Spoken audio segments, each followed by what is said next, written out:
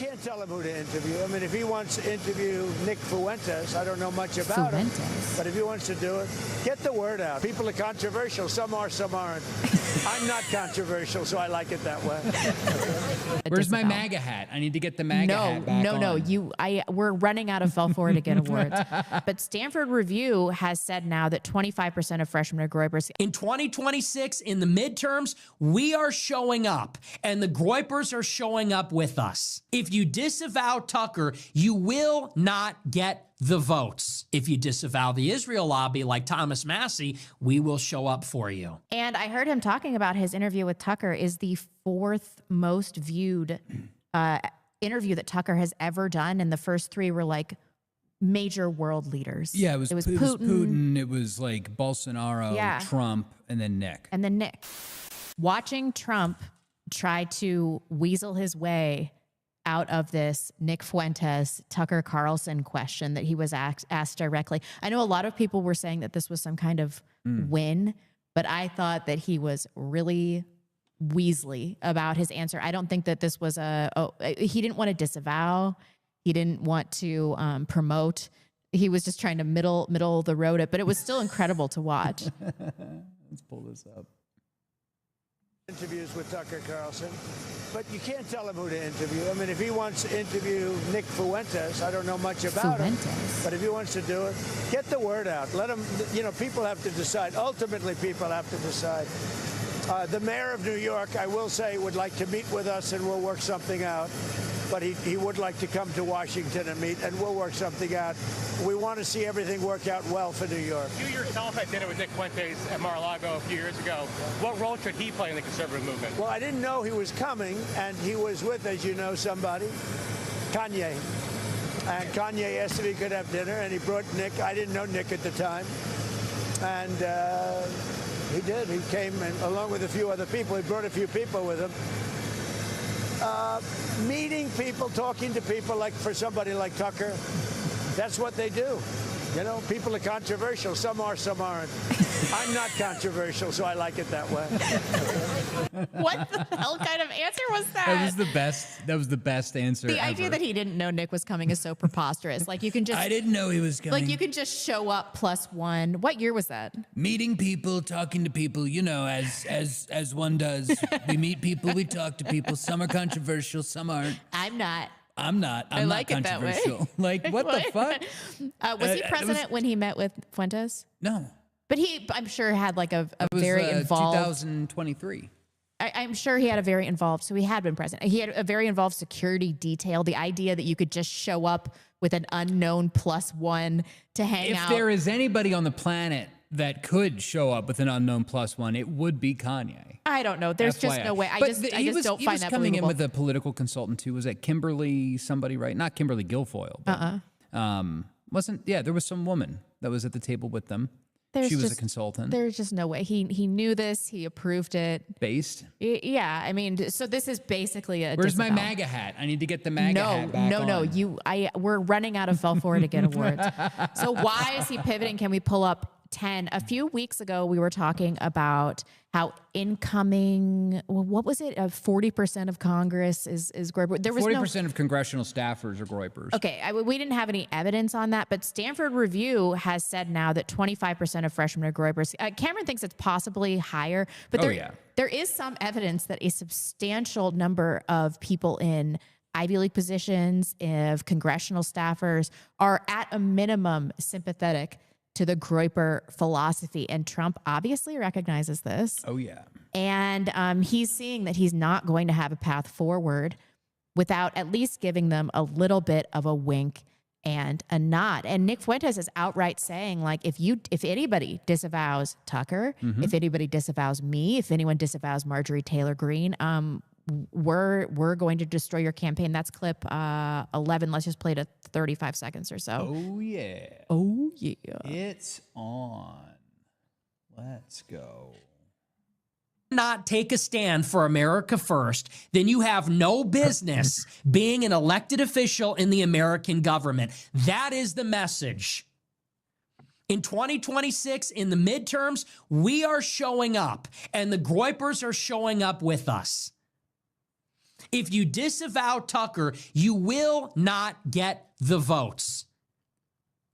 If you disavow the Israel lobby like Thomas Massey, we will show up for you. And by we, I don't just mean the Groypers. I mean everybody that is America first. Yeah, that's good. I mean, how many people do you think he's mobilizing? His views are still just astronomical. Tens of thousands.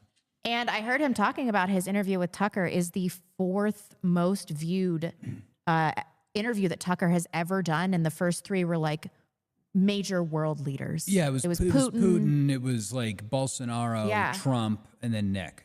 Yeah. Yeah. So I think that he's right that he can mobilize a massive number. And you know who's pissed about this?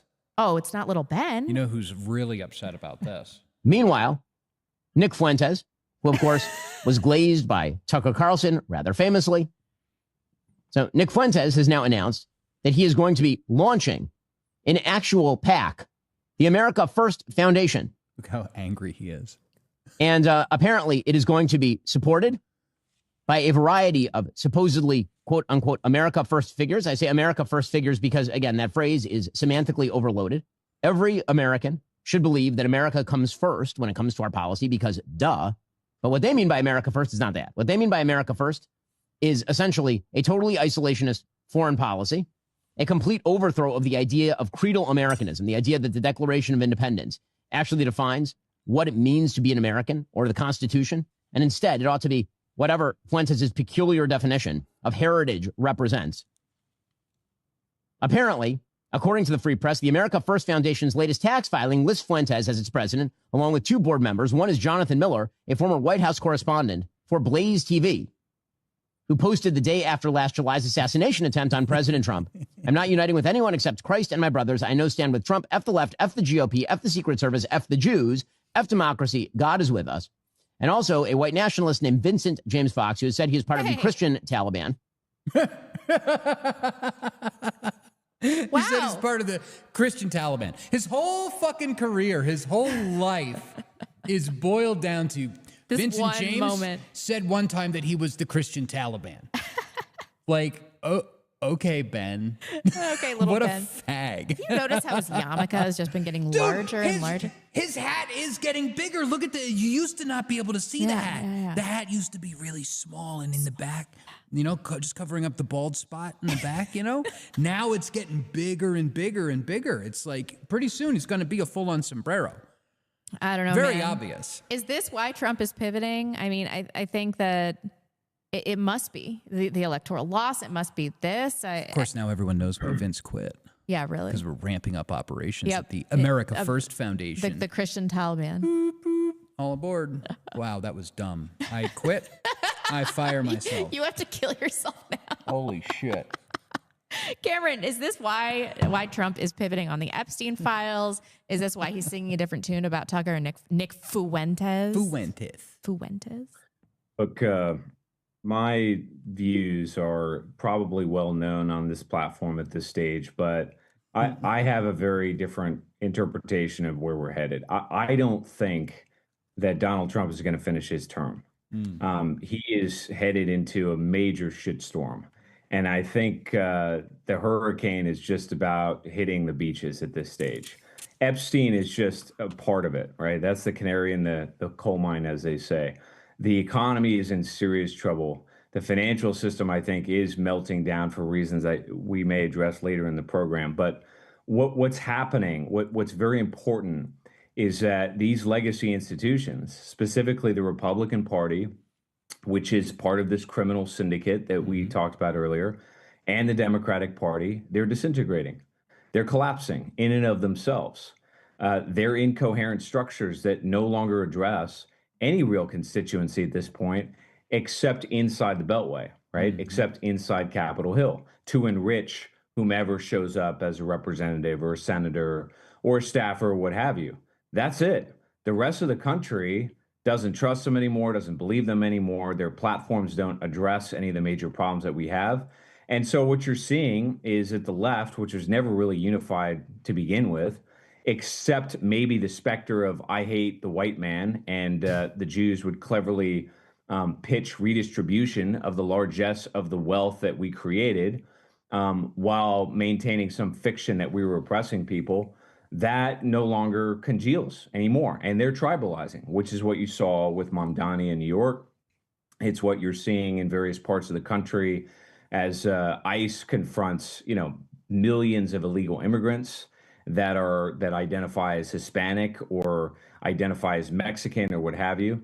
The same is true for the blacks, the Indians, and all the rest. They are tribalizing. And what's happening on the Republican side is that the Republican Party, which is basically just a PAC for AIPAC, that's all it is, just a front for Jewish power in the United States, and maybe the legacy corporate banking elites, that party's done.